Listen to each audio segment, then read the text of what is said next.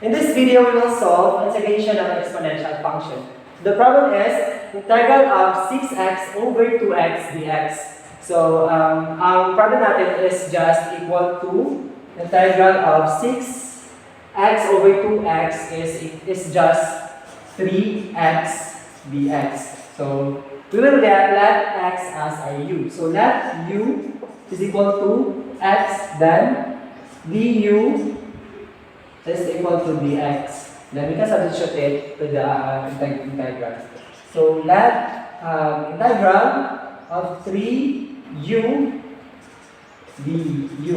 Then para makuha natin yung integral ng 3u is follow lang natin itong formula na ito. So integral ng 3u is a as yung 3 natin. So 3u over ln, yung a natin is equal to 3. So, ln 3 plus c. Then, we can replace the value of u as x. So, the final answer is 3 to the power of x over ln 3 plus c. So, this is the final answer.